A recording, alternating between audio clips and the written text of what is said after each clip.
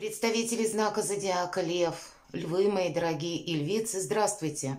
Второй прогноз, гороскоп, отношения и финансы. Лилит или черная луна с Венерой в соединении 28 июня.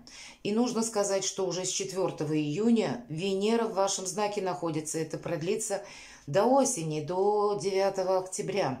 И это прекрасное время как и для самореализации, так и в отношениях. Для себя что-то решить, так и по денежкам тоже. Но есть несколько транзитов, которые осложняют жизнь. Это даже не транзит, а влияние черной луны или Лилит на нас всех. И это происходит в вашем знаке, а лев – это импульсивность, где-то страстность, и поэтому это может ощущаться намного сильнее. Ведь что такое Лилит? Это, по сути дела, это не планета или черная луна, это уже так назвали. На самом деле это есть определенный пункт, назовите это точка, находящаяся на удаленной или наиболее удаленной части орбиты Луны. Но тем не менее уже подмечено годами, что какая-то траектория выстраивается в соотношении между транзитом планет, и в зависимости от этого создаются не очень благоприятные условия для всех нас. И наблюдается тот период, когда вообще тайное становится явным. Или период словно зазеркалье, назовите это так. Это то, что мы долгое время, может быть, себе где-то прятали, усиленно не хотели афишировать. Или какая-то кармическая тема. Что такое кармическое? Это какое-то дело или какая-то тема, может быть, в отношениях, может быть, в финансах. Она тянется какое-то количество лет. Это своеобразный урок, который мы должны пройти.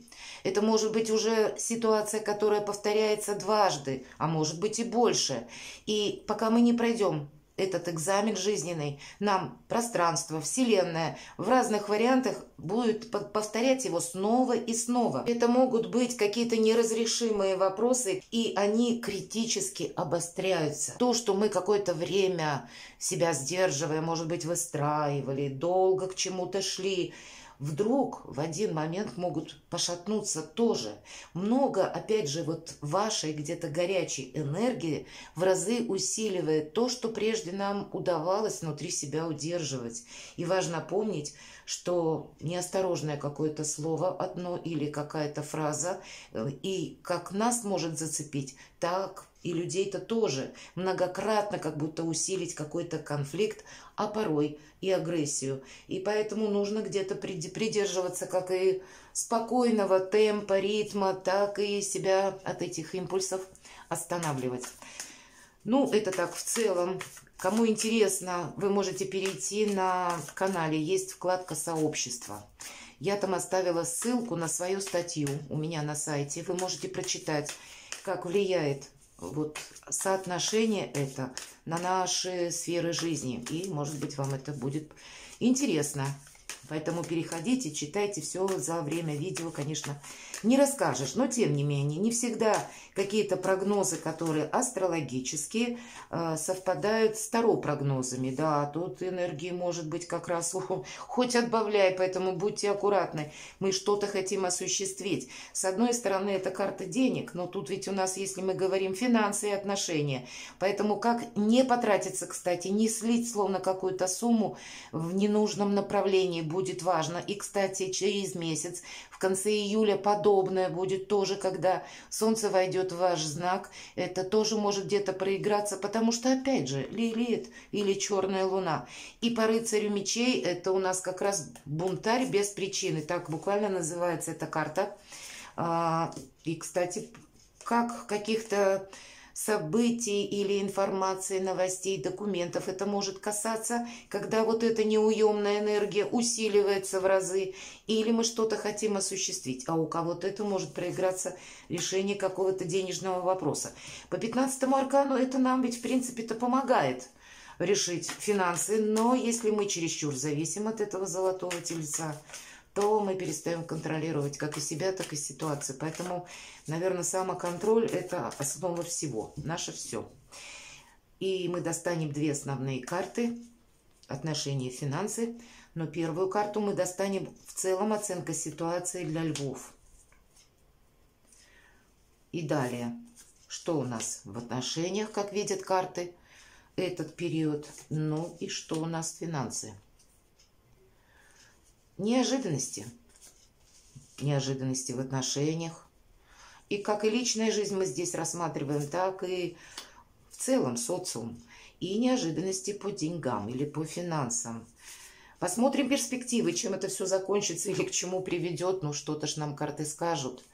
И то же самое перспективы в финансовых вопросах. И что нам помогает, мои дорогие? Давайте узнаем. И что нам помогает в финансах? Это как совет.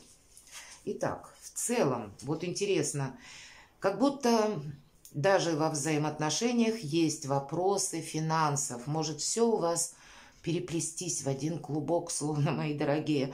А для кого-то из вас вообще, у меня сейчас на первом плане я сам или сама, какой-то мой проект, и нам показан профессионал, который кует пентакли. Все-таки тут больше, знаете, самовыражение. Я хочу какой-то осуществить свой план, и это, видимо, будет где-то вас больше останавливать, чтобы себе не навредить.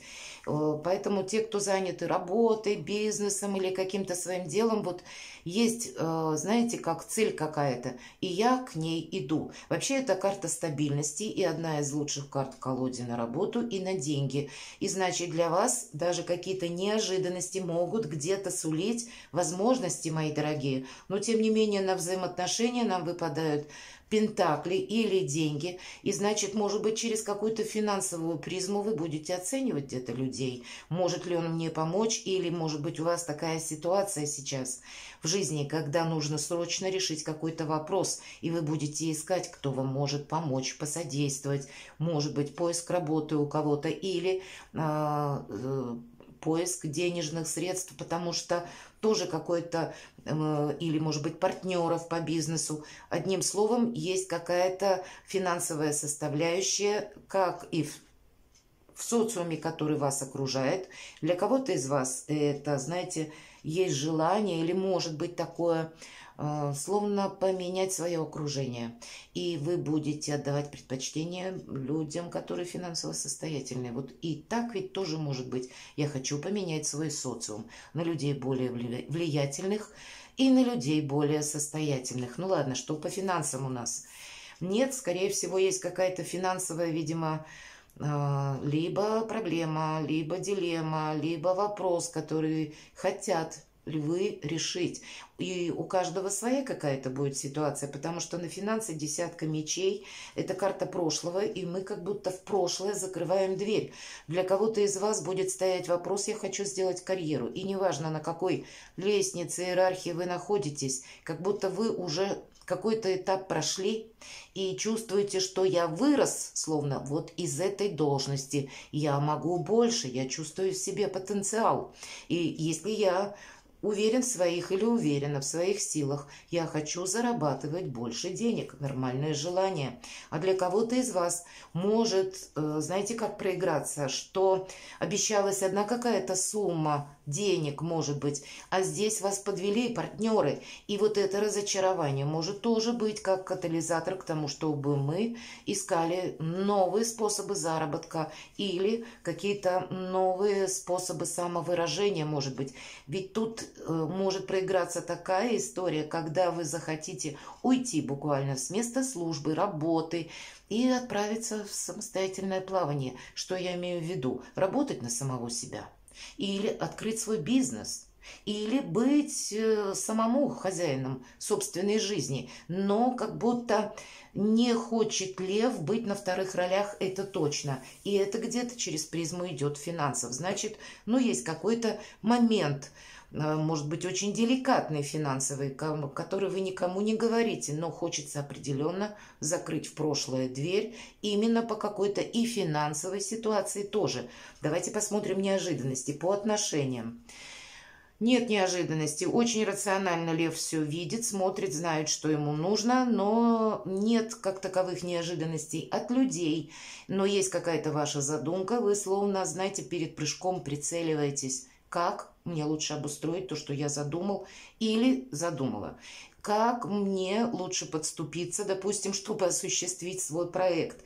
Вообще нет движения по этой карте, значение буквально мы складываем оружие и сами даем себе отдых для того, чтобы более рационально увидеть какую-то ситуацию. Словно спешка нам здесь точно не нужна. И вы этот период можете чувствовать интуитивно, что если я сейчас сделаю что-то наспех, я только себе могу навредить. И вы будете очень правы. Тут надо все очень просчитать и привести мысли в порядок. Буквально нам советует карта. А что же у нас на финансы в неожиданностях? А продолжение где-то вот десятка, девятка мечей. И нам говорят, девятка мечей ведь это то, чего нет. Собственно, как и десятка. По десятке это карта прошлого. И мы именно прощание с прошлым у нас здесь как будто происходит. А почему? Потому что мы хотим словно выйти из ночного кошмара. Так называется карта. Но проблема в том, что... А может быть, это и не проблема. А может быть, вы и берете словно какую-то паузу, потому что вы не видите для себя ориентиров. А наиболее важно рационально оценить обстановку, оценить свои какие-то силы и переосмыслить, может быть, быстро, логически, без какого-то самокопания или без эмоций. Тут важно увидеть, что есть на данный момент. Не через иллюзии, не где-то через то, что я бы очень хотел, но сейчас не получается, подожду. Вот такой позиции тоже не должно быть. Или как через позицию, допустим, как я действовала или действовал в прошлом, я сейчас буду по тому же какому-то шаблону поступать. Нет, тоже это закончится десяткой мечей. Тут словно нужно что-то кардинально другое применить, и, видимо, лев вот об этом будет думать. Но нет спешки, и это правильно. Главное, задумка очень хорошая, я бы сказала. Давайте посмотрим, каковы перспективы. Знаете, но точно надо не повторить какой-то прежний опыт, иначе у нас вот карта разбитого сердца, иначе мы не сдадим какой-то экзамен, понимаете? Тут должны быть совершенно какие-то другие действия, даже на отношения. Либо у кого-то может проиграться как выход из отношений, или разобраться раз и навсегда на берегу, может быть, проговорив в спокойной обстановке, ведь по тройке мечей нас уже не ранит, нас уже не цепляет эмоционально. Ваша сильная позиция в том будет, мои дорогие львы и львицы, вот чего бы ни касался вопрос, наверное, на этот период, что вы не включаетесь эмоциями. Посмотрите, мечей много, но кубков нет. То есть это говорит о том, что лев очень рационален. Он четко знает, что он хочет. Власти где-то, денег и конкретно само какого-то выражения, которое или это расцените как хобби, или какое-то ваше ремесло, или то, что вам нравится, но то, что можно поставить на какие-то финансовые рельсы или, как мы говорим, монетизировать, сделать, может быть, из этого деньги. Вот есть какая-то задумка. Может быть, она у вас еще словно не оформилась. Она еще в каком-то таком начальном варианте, и вы словно пытаетесь на ощупь где-то идти и прочувствовать, кто мне может прийти на помощь, чем я могу, допустим, или чем мне могут быть полезны люди. Вот где-то больше такой рационально-практический взгляд как на людей, так и на деньги. Да, и все же нам говорят на перспективу, значит, какие-то другие альтернативные действия. Или, ну, что-то нужно сделать совершенно не так, как прежде, чтобы не повторить какой-то прежний опыт. А что у нас по финансам? И еще раз нам добавляют королева мечей, это прообраз Юдифи. И, кстати, мы не должны никому рассказывать о наших планах. Как украсть идею, так, может быть, то, что вы еще не оформили для самого себя, для самой себя, еще пока не знаете какого-то тезис-плана или бизнес-плана, или, ну, назовите как угодно. Но есть тема для обдумывания, значит, и есть еще какие-то белые пятна, да, на вашем плане. И поэтому говорить, словно предвосхищать, удача, как и успех, любит тишину. И как раз по королеве мечей, почему Юдифь смогла осуществить задуманное, причем очень такой серьезный проект. Это исторический библейский факт. Кому интересно, я уже не буду удлинять видео, рассказывая. Я думаю, что вы знаете, а кто не знает, ну, найдете информацию. Так вот, ей помогала как раз немногословность. Никто не знал, куда она отправилась, что она собирается делать. А грандиозному замыслу даже, наверное, вот об этом замысле даже никто представить не мог, что она подобное может задумать. И это было ее сильной позицией. Поэтому будьте рациональны, будьте где-то расчетливы для того, чтобы осуществить вот этот самый план и не повторить какую-то ошибку.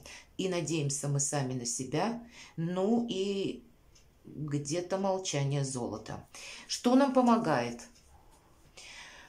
Придется много работать, может быть и так. Поэтому режим труда и отдыха, вот нам уже об этом сказали. С другой стороны, не включайтесь в те вопросы, все-таки десятка жезлов предполагает то, что нам не помогает, то, что нам не нравится, то, что мы, может быть, делаем какую-то долгую рутинную работу, забирающую у нас много сил, много энергии, много времени, но нас это не вдохновляет, не развивает, не хочется даже в ту сторону смотреть. Бросьте эти 10 жезлов. Вот если мы их бросим буквально, да, то тогда для нас, как и жизнь заиграет новыми красками, так, скорее всего, больше и сил появится, так и мы, может быть, будем более рационально видеть. Вопрос целесообразности. А надо ли? Надо ли тратить время на продолжение какой-то рутины? Решать только вам. Но если вы как-то, видимо, этот вопрос продумаете и решите, вы для себя освободите как и какое-то пространство временное для того, чтобы вплотную приступить к какому-то вашему замыслу. И что же нам помогает по финансам? Старший аркан Колесница, и мы должны где-то проигрывается вот этот вариант десятки мечей, когда мы в прошлое закрываем дверь. Но, видимо, помогает, когда мы с чем-то определимся, может быть. И есть ведь здесь еще события, которые так или иначе вокруг, они нас находятся, они на нас тоже оказывают как и влияние, так и подталкивают, может быть, принять какое-то важное решение, словно изменить направление, чтобы решить, может быть, раз и навсегда, правда, пройти вот этот экзамен жизни или кармический урок, как угодно называйте. Но по этому аркану нам всегда говорят: отпускай все то, что уходит из твоей жизни. Вот нам уже несколько карт об этом сказала. И принимай все то новое, что приходит на твой порог. И ведь здесь, знаете, как и поездки, и переезды. Может быть, какая-то буквально поездка для вас прояснит что-то. И именно по финансам вы будете лучше видеть свои перспективы. Значит, необходимо это осуществить. Пространство будет, опять же, словно забирать что-то от нас. И мы должны не удерживать это, вот как эти же 10 жезлов, потому что, скорее всего, они для нас могут проиграться, если мы будем искусственно что-то, знаете, вот я держу, мне жалко от этого отказаться. И тогда это может потом перевернуться в какую-то заново, как тройку мечей, да, и прохождение уроков, так и в десятку мечей. Поэтому мы все тут отпускаем. Старое должно уйти и освободить словно место чему-то новому. Может быть, это подсказка для нас. Вот подумайте об этом. И в целом оценка ситуации. Девятка жезлов. И нам как раз показан герой очень символично. Посмотрите, тот, который стоит у нас, кстати, с перевязанной головой, да.